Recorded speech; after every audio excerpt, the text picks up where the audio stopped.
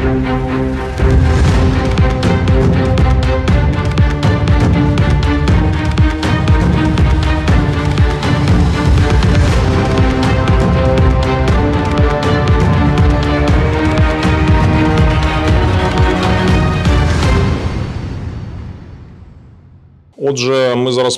are now speaking with the soldier of the battalion of the Ivan Bohun Special Purpose Brigade, a volunteer from Georgia, with the callsign Ranger. Hello. Well, I must say that Georgian volunteers form the majority in the armed forces of Ukraine. I don't know about Belarusians, but there are a lot of Georgians. Why do you think there are so many of your compatriots who joined the ranks of armed forces of Ukraine? I think that our war, a war with Russia, is not over yet. Starting from the 90s and not counting the last 200 years in general, this war is also our war for Georgians. There is no fighting now in Georgia, and therefore we have unique opportunity to do our job, even though not in a homeland, but here. All in all, this is war for justice. We came to do that, to do all adequate people do on their own. It is time. There is a possibility. Being active on the social networks is not enough. People who have military experience took up arms to stand together with worthy owners of this land, Ukrainians. Did you have a military or combat experience before 24th? Yes, I was in the ranks of Legion. I was in the International Legion since 2014. Plus, I served in Georgia as a contractor back in 2008. You participated in the August War. Can you share with us, because we have very little of such information firsthand, how it all happened? What was the location that your unit was attached? Do you mean here? I mean in Georgia. Where were you located? We were based in Tbilisi. We were raised on alert. A few hours later, we took up positions in Tsinval. We entered the city of Tsinvali, cleared the city, so to speak. Then it followed with politics. It was 6 days of active war. Then we pulled back by command. Can you compare the nature of the military crimes committed by Russians in Georgia and here in Ukraine? We can see violence against women, children, old people, murder, torture. Did you see anything similar in the events of that war in Georgia? It happened for a short period of time, but they didn't have enough time to commit war crimes. Generally speaking, the scale of the disaster is different. Probably people did not see such scales of violence after the Second World War. People didn't see such inhuman behavior. In Georgia it took place, of course, but not so hard. Or rather, they did not physically have time for this. The character of the war stays the same. They have no truth. These are people who follow whatever they are given. TV propaganda. I don't know how they think. They don't have the truth, and this is why they always lose. Was it surprising that Russian soldiers so easily responded to call to kill Ukrainians? In general, they always told, we are brotherly nations, we are almost one nation at all. Was it surprise to you? Absolutely no surprise, it was expected. In Georgia, we had guys from Ukraine who also helped. Lying in the hospital with the guys there, we chatted. We expected that will happen in Crimea and Donbass.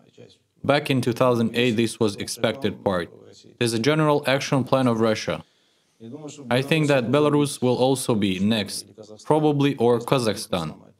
If we won't defend them here, so for the military people it was quite predictable. They knew it would happen, and they were preparing for it. Can you explain, based on your experience and your war against the Russian army, how such cruelty in personal composition of the Russian army is cultivated, or they purposefully choose such people to be in the army? This is based on fear. They understand that they have no control and do various stupid things out of fear. This does not give them anything, except that somehow satisfying themselves that they are very scary. In fact, they are dying like everyone else.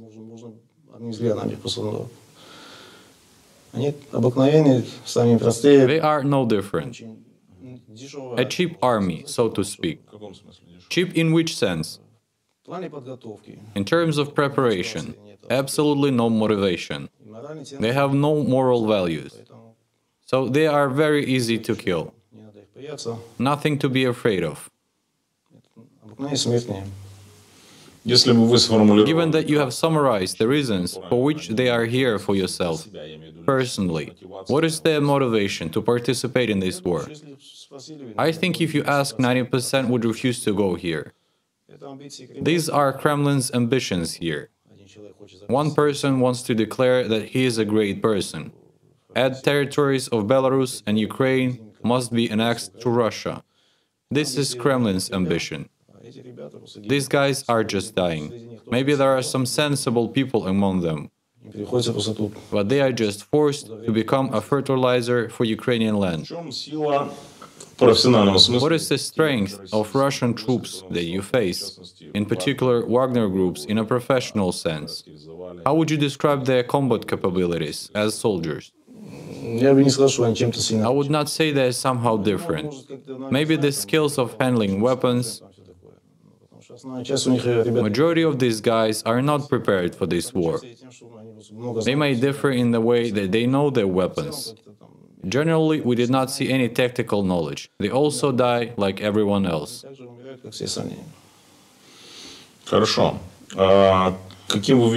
How do you see the end of this war?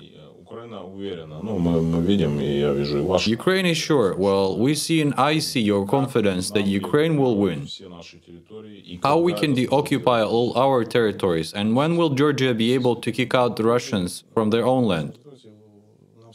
In Georgia, first we need to deal with our politicians. Our foreign policy is totally guided from the Kremlin. The power is there, the person who manages it all. First, we need to defeat our own traitors and only then deoccupy our territories. It's absolutely possible. How much time Georgia will need, in your opinion?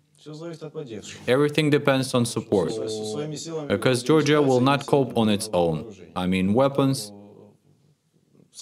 All in all, we reached Tskhinvali in 1 day and a half. We cleared up everything.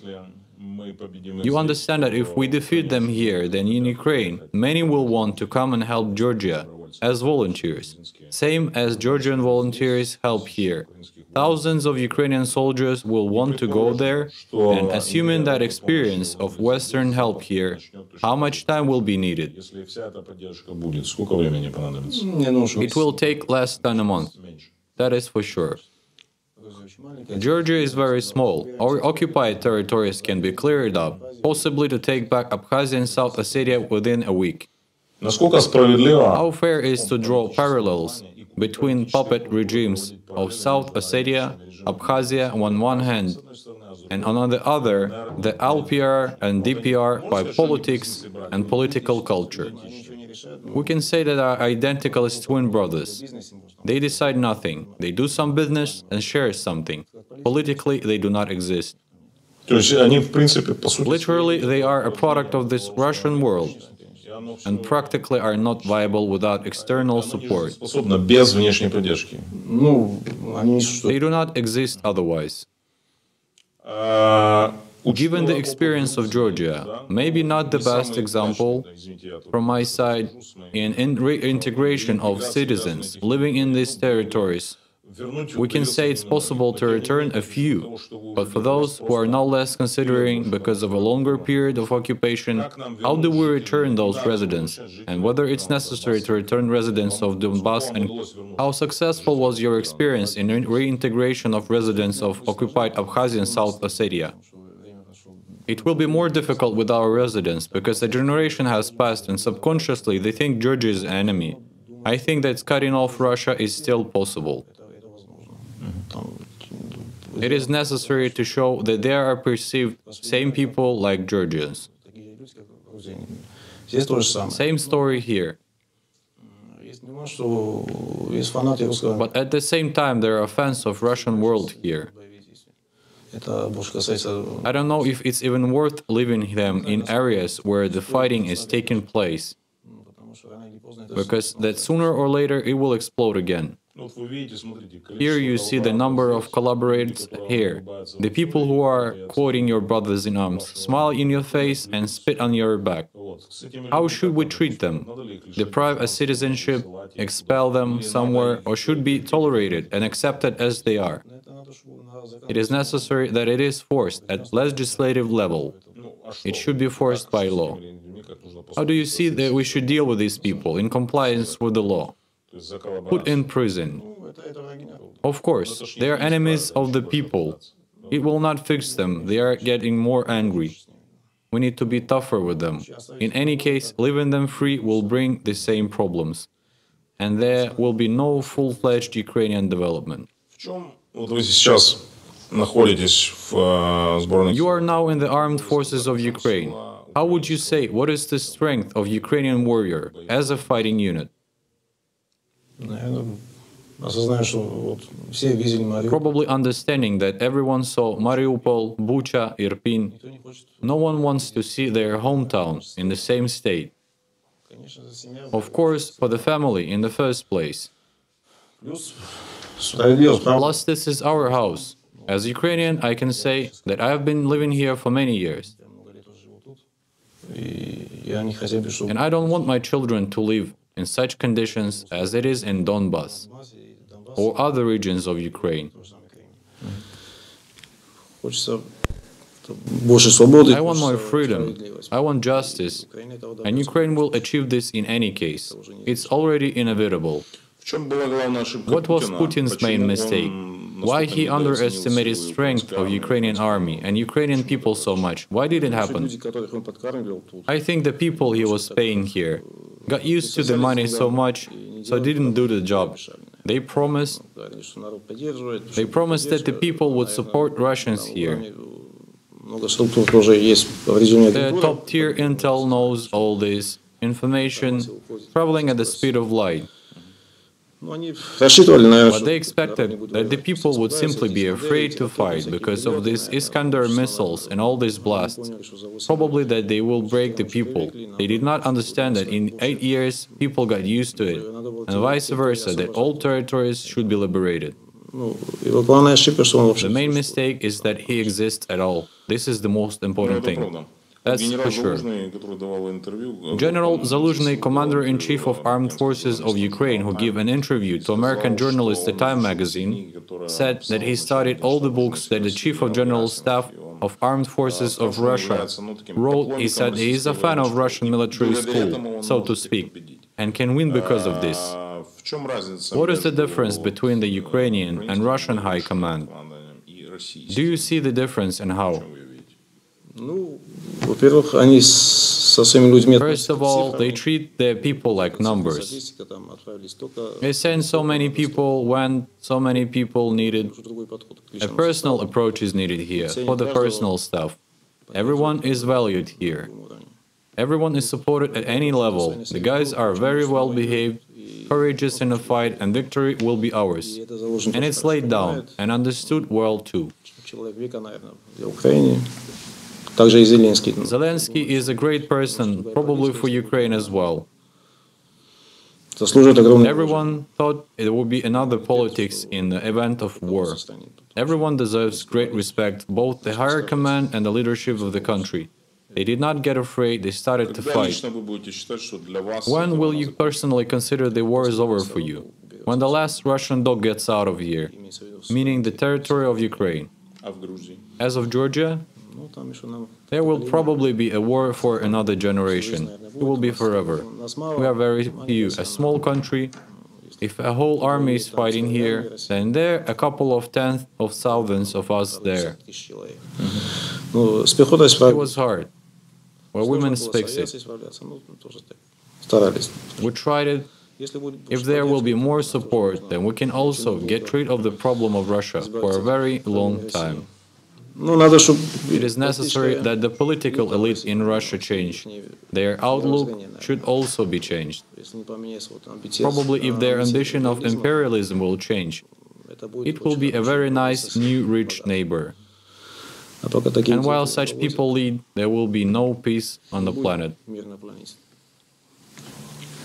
We see how the leadership of neighboring countries with Georgia like Armenia and Azerbaijan reach political agreements with the mediation of the European Union. And this may mean that a lasting peace still can come to Caucasus. How do you see the future of Caucasus major states like Georgia, Armenia, Azerbaijan? And can they achieve getting rid of Russian influence? No, we won't be able to get rid of Russia this way. Armenia is tied to Russia with its naval. Azerbaijan will have a conflict there for decades, that's for sure.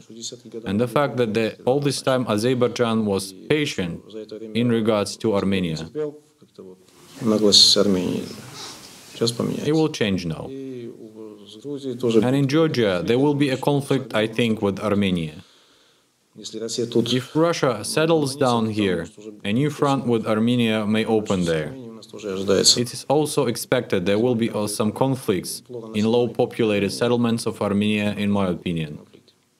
History has shown that this has happened many times before, and now we expect it to. What do you want to do? And this is going to be a final personal question. What do you want to do the first for yourself and for your loved ones when the war is over? What do you want? Take vacation. Travel around these cities after the occupation. You mean which were occupied? Yes, after the occupation, so that the children can see what is war. It's ugly and bad. It's scary to show. Well, after a general cleaning, so to speak.